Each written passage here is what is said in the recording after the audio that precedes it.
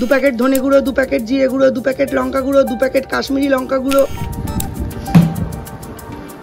দেখ 4টে tiffin box আর 8টা জলের বোতল আছে ভেতরে। পিঁপড়ের ডিম পুরো ভর্তি। গরু একটা। তো আগেও তো বেরোতে পারিস ড্রয়িং করতে। আজকের দিনটা এবার শুরু হলো। তা কি কি নিয়ে যাচ্ছ ড্রয়িং স্কুলে?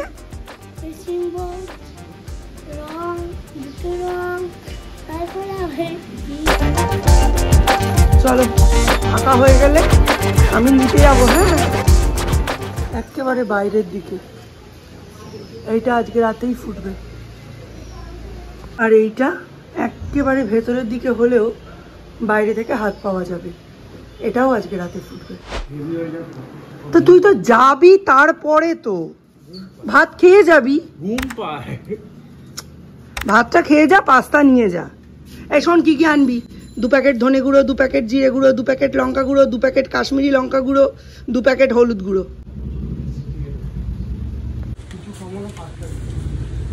এইসব আমার সঙ্গে করে নাও, বউ সহ্য করবে না। হাল হকিকত আমি কিছুই বুঝছি না। নতুন নতুন ডাল বেরোচ্ছে, পিঞ্চিং করে দিচ্ছি, আরো বেশি ডাল বেরোচ্ছে, ফুলের দেখা নেই। তো সব ফুলগুলো এরকম নষ্ট হচ্ছে।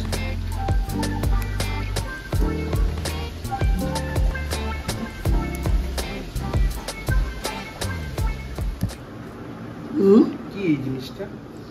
অ্যাকচুয়ালি এই জিনিসটা হচ্ছে আম। আমের মশলা মশলা দেওয়া করা না, ভালো করে।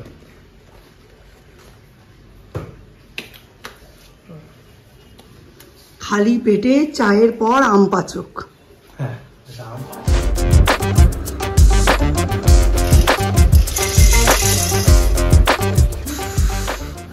আজকে পুরো 1 সপ্তাহ পরে একটু রোদের দেখা পাওয়া গেল। আগের স্যাটারডে থেকে সেই যে বৃষ্টি আরম্ভ হয়েছে, আর কোনো তার থেকে মুক্তি নেই। আগের স্যাটারডে আমরা ছিলাম লাহিড়ী বাবার আশ্রম, সেদিন ওখানে বৃষ্টি হয়েছিল, কিন্তু নৈহাটিতে হয়নি। কয়েকদিন ধরে দেখছি গ্রাস ম্যাটের মধ্যে যেখানেই স্নেক প্ল্যান্টটা রাখছি এই রকম মাটি পড়ছে। এই যে আগে এগুলো বুঝতে পারতাম না, এখন বুঝতে পেরেছি পিঁপড়ে থাকলে তখনই এই জিনিসটা ঘটে। টব, আর এখানে দেখো পিঁপড়ে ছত্র খান। রোদে এইভাবে গাছগুলো আলাদা করেছি। শুধু যে পিঁপড়ে আছে তাই নয়, এর মধ্যে পিঁপড়ের ডিম রয়েছে প্রচুর। গাছ দিয়েছিল পিসি, সেই থেকে হয়েছে 1টা 2টো 3টে 4টে 5টা 6টা 7টা গাছ। আর এই দেখো পিঁপড়ের ডিম পুরো ভর্তি।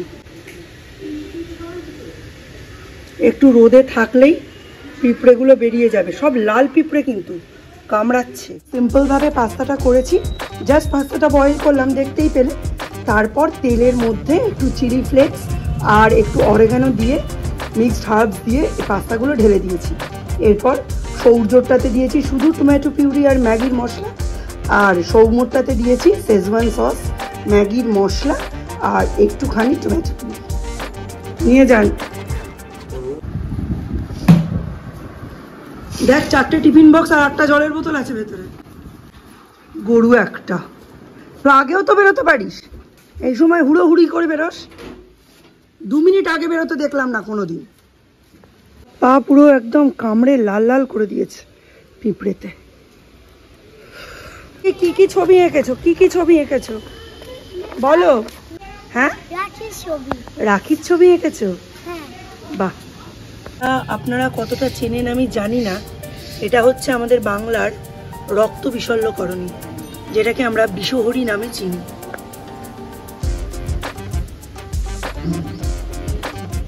পিঁপড়ের কামড়, মৌমাছি, বোলতা এইসব থেকে রক্ষা করে।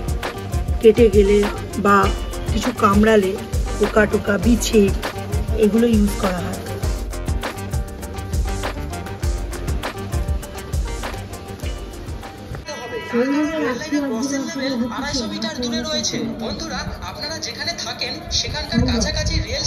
যে কি রোদ উঠেছে, কি ভালো লাগছে। এদিকে এখন যখন রোদ একদম চলে যাওয়ার জোগাড় হলো, এই দিকটা থেকে, তখন আমি ড্রায়ার খুলে দেখছি ড্রায়ারের মধ্যে এক গাদা জামা কাপড় সব ভর্তি রয়েছে। মানে হাফ ড্রাই করে রাখা রয়েছে। ভর্তি জামা কাপড় রয়ে গেছে ড্রায়ারের মধ্যে। এদিকে সৌম্য চেঁচাচ্ছে কন্টিনিউয়াস, আমার এই জামা পাচ্ছি না, ওই প্যান্ট পাচ্ছি না। এদিকে আমি বলছি আমি তো কাচলাম, এটা মনে আছে যে আমি কাচলাম, কিন্তু এইটা মনে নেই কাচার পর তার পরিণতি কি হলো। টুকু মাটি ছিল তার মধ্যে মিশিয়ে দিয়েছি হলুদ গুঁড়ো। দেখো ডিমগুলো কোথায় গিয়ে জমা করেছে। যাই হোক, এর মধ্যে হলুদ গুঁড়ো মিশিয়ে দিয়েছি। আর এখানে তাহলে বেশিক্ষণ আর পিঁপড়ে থাকবে না, চলে যাবে। আর রোদেও রয়েছে, এমনিও চলে যাবে। আর গাছগুলোর কি করেছি দেখো, হলুদ গোলা জলে ফাঙ্গিসাইড হিসাবে ব্যবহার করে ধুয়ে এখানে রোদে দিয়ে দিয়েছি। এই খাঁজগুলোর মধ্যে, পাতার খাঁজের মধ্যে না জল যদি থাকে গাছটাকে পচিয়ে দেবে, তাই জন্য। আলু ভাজছি, বাঁধাকপির তরকারি তো আছেই, আর ডিম আছে। ডিমের ঝোলটা একটু বাড়াতে হবে। এখন বাজে প্রায় 2:15 থেকে বর্ণ পরিচয় দিয়েছে টিভিতে। তো ভাবছি রান্না করতে করতে সেটাই দেখবো, 2:30-এর মধ্যে খাওয়া হয়ে যাবে। আমি আর সৌর্য দুটি তো প্রাণী, তো যাই হোক আমার কিন্তু দেখতে খুব ভাল লাগে। তবে এখন না একটা জিনিস আমার ভীষণ ডিস্টার্বিং লাগে, স্মোকিং কিলস এর অ্যাডভার্টিজমেন্টটা সিনেমার আগে পরে সিনেমার মধ্যে এতবার দেখায়। ওই স্ট্রোক হয়েছে, মুখ দিয়ে খাবার পড়ে যাচ্ছে, চোয়াল থেকে থুতনি থেকে কেটে বাদ দিয়ে দিচ্ছে। আমার খুব খারাপ লাগে দেখতে, ভীষণ ডিস্টার্বিং, নার্ভাস ব্রেকডাউন হয়ে যায় মনে হয়।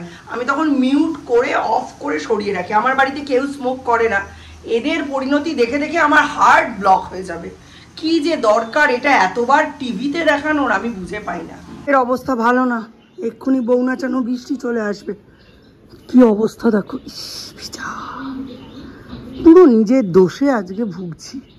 কাল থেকেই জামা কাপড়গুলো ড্রায়ারের মধ্যে রইল, এই মা একটাও শুকায়নি।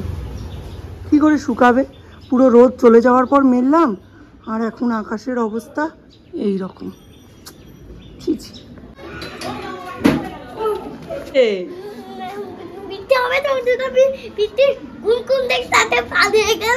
তোমার বাড়িতে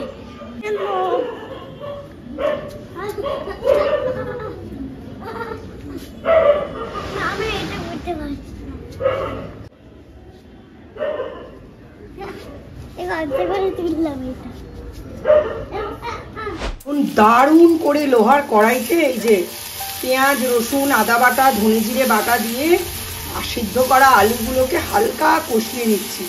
অন্য কড়াই করতে পারতাম, কিন্তু এই কড়াইতে একটা সুবিধে, পুড়ে যাওয়ার ঝামেলা নেই।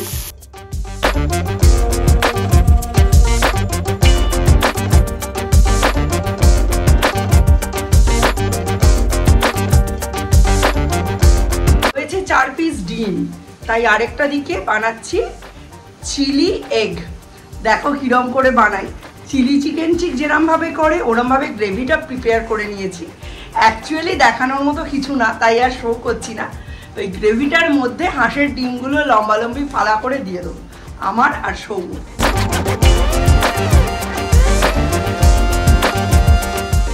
কি আনন্দ আকাশে বাতাসে। ভাবছি একটু তাড়াতাড়ি ভাতটা বসিয়ে দেবো, পাম্পটা ভরে রাখলাম, সকালের কাজটা একটু এগিয়ে গেল। সব শত্রু আমার, দুধ চায়ের সব শত্রু। গ্যাস শেষ হয়ে গেল, ওফ ভগবান। এই গ্যাস সিলিন্ডার আমায় পাল্টাতে শিখিয়েছিল আমার শাশুড়ি মা। বলেছিল বাড়িতে যখন কেউ থাকবে না তখন কি গ্যাস শেষ হয়ে গেলে পাড়া থেকে লোক ডাকবে, নিজে শেখো। এই যে নিজে শিখেছি, প্রথমে এটা খুলে নিতে হবে। আমি আমার থেকে বেশি বয়স্ক লোকেদের দেখি পারেই না, তারপর এটা খুলে গেছে বলে এই পিনটাকে একটু, এই যে একটু ক্লোজ থেকে দেখাই,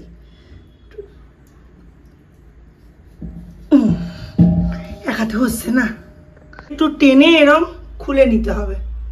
এই যে খুলে গেল, এখানটা একটু চেক করে নেবেন।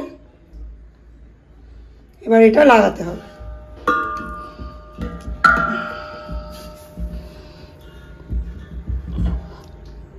এই যে এবার এটা এভাবে লাগাতে হবে, তবে এটাও এক হাতে হবে না, এই নবটাকে পুরো ঘুরিয়ে দিতে হবে। এইখানটা সমান হয়ে গেল, এই যে দুটোর মধ্যে সমান। এবার 2 হাত দিয়ে এই পোর্শনটাকে টেনে ওপর দিকে তুললে একটা কট করে আওয়াজ হবে। আপাত দৃষ্টিতে মনে হচ্ছে গ্যাস লাগানো হয়ে গেছে। এবার একটু চেক করে দেখি, নবটাকে ঘুরিয়ে দিই।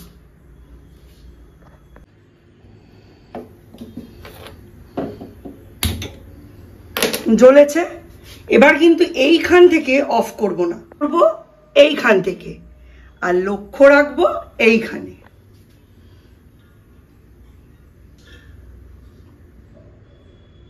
গুড, ভালো লাগিয়েছি। পুরস্কার স্বরূপ 1 কাপ দুধ চা।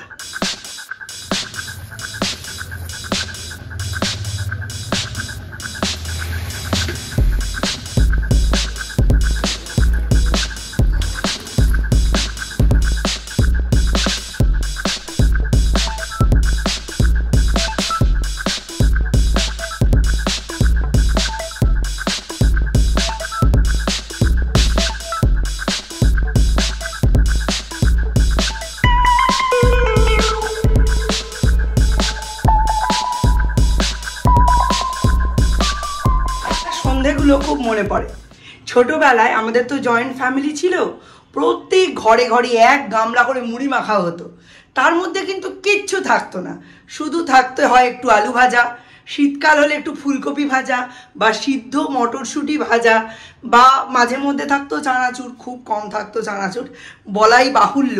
এখন যেমন মানে 1 মুঠো মুড়ি তো 2 মুঠো চানাচুর, ওরম না। জয়েন্ট ফ্যামিলিতে 4 মুঠো মুড়ি পারপাস 1 মুঠো চানাচুর, এই ছিল নিয়ম। আর আমরা কিন্তু এইভাবেই অভ্যস্ত ছিলাম।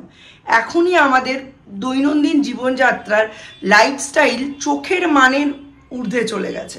আমরা সকলেই একটা ল্যাভিশ লাইফস্টাইলের পেছনে ছুটছি, কিন্তু আমাদের বেসিকটা কিন্তু খুব সিম্পল ছিল। আমরা বই খাতায় পড়ছি রিইউজ রিইউজ রিইউজ, কিন্তু ছোটোবেলার রিইউজের কনসেপ্টটা কিন্তু আমাদের লাইফে নেই। ছোটোবেলায় দেখতাম মা, ঠাকুমা, কাকিমা, জেঠিমারা পুরনো বয়ামগুলো ফাঁকা করে সার্ফ দিয়ে ধুয়ে রোদে শুকিয়ে রেখে দিতেন, তাতেই সমস্ত বিস্কিট, ডাল, সমস্ত জিনিস স্টোর থাকতো। এখন আমরা আলাদা করে কন্টেনার্স কিনে সেগুলোর মধ্যে জিনিস রাখি, আর এই সমস্ত কন্টেনার্সগুলো ফেলে দিই।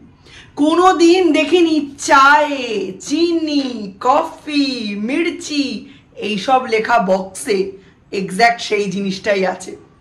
আইসক্রিমের কৌটো, ডালডার কৌটো, থিন অ্যারারুট ব্রিটানিয়ার কৌটো, এইসবের মধ্যেই সমস্ত জিনিস থাকতো।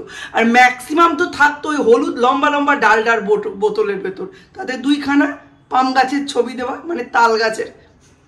এই তো ছিল জীবন, সিম্পল, রিইউজ অ্যান্ড ক্রিয়েটিভ। কিন্তু এখন সব কিছু চলে গেছে ওই শপিং মলে আর অনলাইন বাইতে। তাহলে খরচ কেন বাড়বে না, সেটাই হচ্ছে আসল ব্যাপার। যাই হোক, অনেক গুরুগম্ভীর কথা হয়ে গেল, কারণ ওই গ্যাস লাগানোর সময় শাশুড়ি মার কথাটা মনে পড়তেই পিছনের দিকে চলে গেলাম। চলো চা খাই, ভাত বসাই। আমার দুধ চিনি দেওয়া কড়া করে সান্ধ্যকালীন চা, সঙ্গে 2 মুঠো শুকনো মুড়ি, এই হচ্ছে আমার বিকেলের টিফিন, যেটা আমি রোজ খাই।